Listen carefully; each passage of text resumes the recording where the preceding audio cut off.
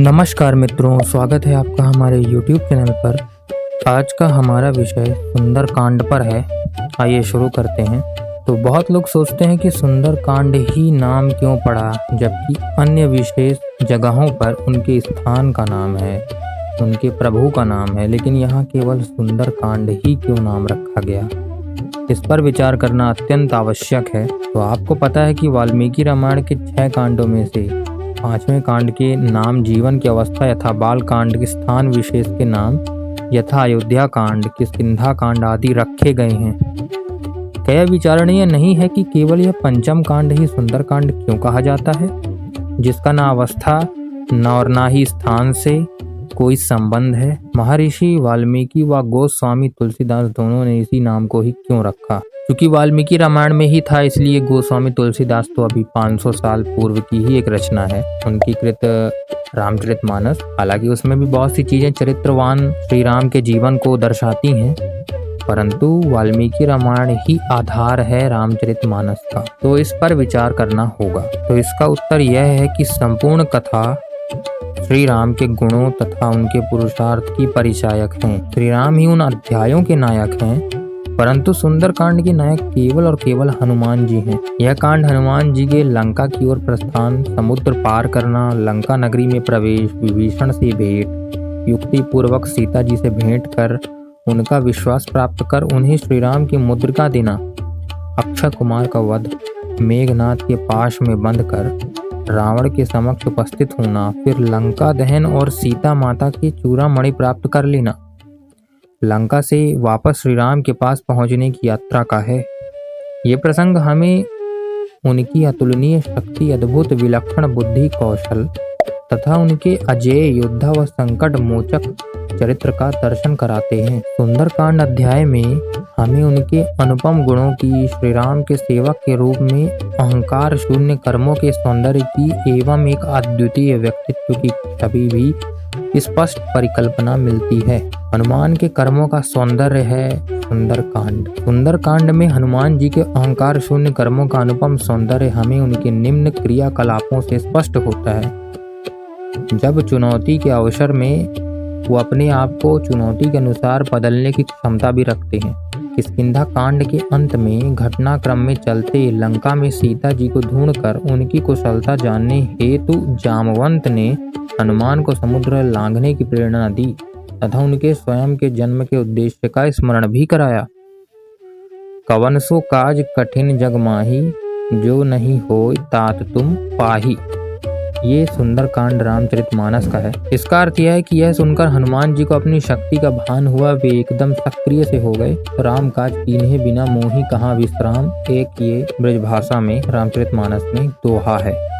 परिस्थिति अनुकूल आचरण, उनमें परिस्थिति के अनुकूल स्वयं को ढाल लेने की अद्भुत योग्यता थी। समय समय पर उनके लघु, अति लघु एवं विराट रूप देखने को मिलते हैं। इसका यह अर्थ बिल्कुल नहीं कि उनका शरीर बड़ा हो जाता है, छोटा हो जाता है और एकदम सूक्ष्म हो जाता है। ये है उनके चरित्र को किस प्रकार से वो व्यक्त करते हैं परिस्थितियों के अनुसार। श्री राम के बहुरूप का अर्थ आवश्यकता के अनुसार अपने व्यक्तित्व यानी प्रोफाइल को बदलने की क्षमता है। सूक्ष्म रूप धरि सिंह दिखावा, विकट रूप धरि लंक जरावा, भीम रूप धरि असुर संहारे, रामचंद्र के काज सवारे। ये हनुमान चालीसा है। त्रुटिहीन संयमी व्यक्तित्व हनुमान जी को कहते हैं कि त्रुटिहीन संयमी व्यक्तित्व हनुमान जी के चरित्र में झलकता है। सीता माता की खोज करने रूपी रामकाज के प्रति ध्येयव्रती होकर जब हनुमान रावण के अंतःपुर में सोई हुई अस्त व्यस्त परिस्थितियों में स्त्रियों को देखते हैं, तो भी अखंड ब्रह्मचारी होने के कारण उनमें कोई काम विकार नहीं आता। उनके मन में यह प्रश्न उठ जाता है, परदार वरोधरस्य प्रसूतस्य निरीक्षणम इदम खलु ममार्त्यर्थम धर्मलोपम करिष्यति। वाल्मीकि रामायण सुंदरकांड 11:38 श्लोक है। अर्थात पराई स्त्रियों को सूती अवस्था में देखना मेरा यह कर्म धर्म द्वारा अर्जित मेरे पुण्य को नष्ट तो नहीं कर देगा। ये एक शुद्धता उनके मन में जाग गई। ऐसा प्रश्न मन में आने पर हनुमान को उसी समय अपने ही मन में समाधान मिल गया। मनो ही हेतु सर्वेषाम् इंद्रियाणां प्रवर्तने शुभाशुभम स्वस्थासु तत्व में सुव्यवस्थितम। वाल्मीकि रामायण सुंदरकांड 11:42 अर्थात इंद्रियों को शुभ कार्यों में प्रेरित करने वाला मन मेरे वश में है, अतः मुझे इस अधर्म आचरण से पाप नहीं लगेगा। यह घटना उनके विवेक, धर्म, बुद्धि व अखंड ब्रह्मचर्य की द्योतक है। द्वितीय, रणनीति और निपुणता। राक्षस राज रावण की लंका में प्रवेश करने पर घूमते हुए राक्षसों के निवास के बीच उन्हें एक सुंदर महल दिखाई दिया, जिसमें बने एक मंदिर में राम नाम के स्मरण की आवाज सुनाई देने लगी। बाबा ने एक पुनि दिख सुहावा, हरि मंदिर तहम भिन्न बनावा। राम राम तेहि सुमिरन कीन्हा, हृदय हर्ष कपि सज्जन चीन्हा। ये रामचरितमानस सुंदरकांड की चौपाई है। इसका अर्थ यह हुआ कि इस प्रकार उन्होंने विभीषण की खोज कर शत्रु के दुर्ग में छिद्र कर दिया, उनको प्रभु शरण में आने को उद्यत कर रावण के राज दरबार में स्वयं जाने के लिए अनेक उपद्रव किए। विभीषण से परस्पर वार्तालाप कर वे उनके मित्र हो गए। तुमरो मंत्र विभीषण माना, लंकेश्वर भय सब जग जाना। ये हनुमान चालीसा। पूर्ण आत्मनियंत्रण। विभीषण से माता सीता को ढूंढने की युक्ति पाकर हनुमान ने अशोक वाटिका में सीता जी के दर्शन कर रात्रि वृक्ष पर ही व्यतीत कर दी। प्रातः रावण द्वारा सीता की प्रताड़ना तथा अन्य राक्षसियों की सीता को डराने संबंधी सारी बातचीत सुनी। हनुमान चाहते तो उसी समय नीचे उतरकर रावण का प्राणांत कर सकते थे, परंतु विपरीत परिणाम की आशंका से उन्होंने स्वयं पर नियंत्रण कर निश्चित किया कि वे माता जानकी के प्रत्यक्ष दर्शन कर उन्हें श्री राम द्वारा रावण के नाश तथा उनको ले जाने के प्रति आश्वासन करके ही जाएंगे। इसके पूर्व वीडियो में हमने आपको बताया था कि हनुमान जी वाक कुशल थे, यानी बोलने में परिपक्व। तो उसी ही मनोवैज्ञानिकता का इस्तेमाल करके उन्होंने माता सीता से वार्तालाप कर उन्हें आश्वासन दिया कि श्री राम उन्हें बचाने अवश्य आएंगे। हनुमान जी गंभीर चिंतन कर सीता के समक्ष अचानक ही जाने से पहले सीता का विश्वास अर्जित करने का निश्चय किया, अन्यथा सीता सोच सकती थी कि रावण रूप बदलकर आ गया है। अतः वे वृक्ष पर बैठे बैठे ही प्रचलित संस्कृत भाषा में श्री राम का गुणगान करने लगे तथा अब तक की राम कथा कह सुनाई। इस प्रसंग का तुलसीदास निम्न प्रकार से वर्णन करते हैं। सीता जी कह रही हैं, जिसने मुझे कानों के लिए अमृत समान वचन कहे, वह मेरे सामने प्रकट हों। श्रवणामृत जेहि कथा सुहाई, कही सो प्रकट होति किन भाई। ये रामचरितमानस सुंदरकांड 12:4 का है। आश्वस्ति पूर्ण व्यवहार करते हुए हनुमान जी अपनी तीक्ष्ण बुद्धि का परिचय देते हुए हनुमान जी वृक्ष से नीचे उतरकर सीता जी के सामने आए और श्री राम जी द्वारा भेजी गई मुद्रिका देकर स्वयं को राम का दूत सिद्ध किया।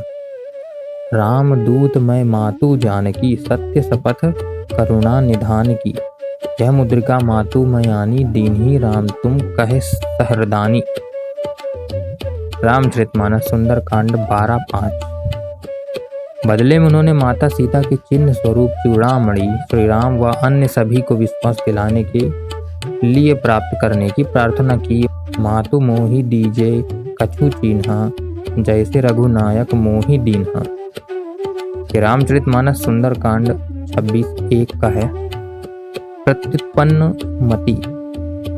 हनुमान जी में सीता को अशोक वाटिका से ही रावण से छिपाकर वापस लाने का सामर्थ्य था, परंतु अपने इस सामर्थ्य को सीता जी द्वारा मर्यादा विरुद्ध जानकर उन्हें समझ आ गया कि श्री राम रावण युद्ध तो अवश्यंभावी है।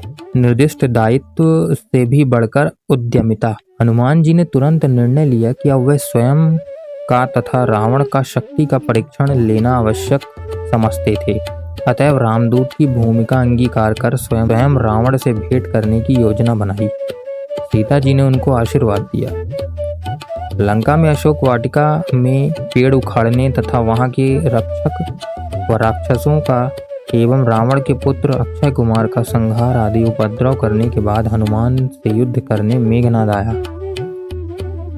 हनुमान जी ने रावण के समक्ष तुरंत प्रस्तुत होने के लिए स्वयं मेघनाद के नागपाश में बंधना स्वीकार किया। दरबार में स्वयं रावण को शांति का संदेश दिया, परंतु बात न मानने पर रावण को चेतावनी भी दी।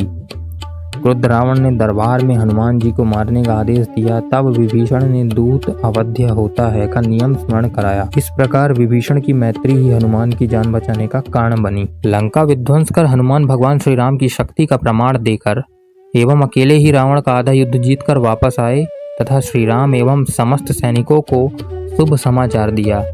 तब जामवंत ने कहा, नाथ पवन सुत कीन्ही जो करनी, सहसहु मुख जाई न बरनी। रामचरितमानस सुंदर कांड 29:5।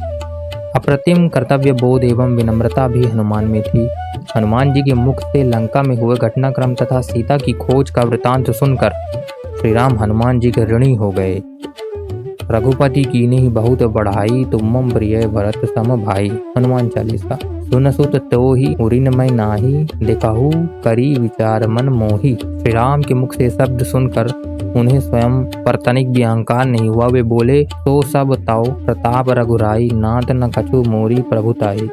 चरण परंक प्रेमाकुल, त्राहि त्राहि भगवंत। रामचरितमानस सुंदरकांड 32:9।